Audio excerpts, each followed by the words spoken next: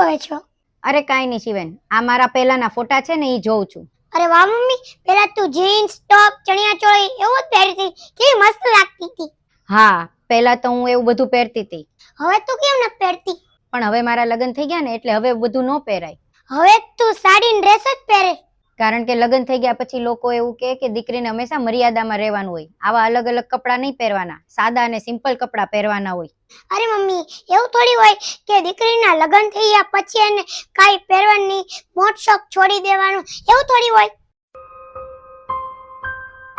દીકરીને લગ્ન થયા પછી એવું થોડી હોય કે બીજાના માટે જીવવાનું, પોતાના માટે જીવવાનું નહીં. કારણ કે લગ્ન થઈ ગયા પછી દીકરી દીકરી નહીં, એક ઘરની વહુ થઈ ગઈ છે, એટલા માટે એને એની રીતના જીવવાનું ન હોય, એને બીજા માટે જીવવાનું હોય અને બીજા જેમ કે ને એમ રહેવાનું અને એમ જ પહેરવાનું હોય. એટલે મેં આ બધું પહેરવાનું છોડી દીધું છે હવે. અને લગ્ન થયા પછી દીકરીને પોતાની રીતના જીવવાનો હક છે. હા, વાત તો સાચી છે. લગ્ન થયા કે ન થયા, દીકરી તો દીકરી હોય ને, એને એની રીતના જીવવાનો હક તો છે જ તે. પણ આવું બધા નથી સમજતા ને. જે લોકો આવું વિચારે છે ને એ ખોટું વિચારે છે. દીકરી પણ એક માણસ જ છે.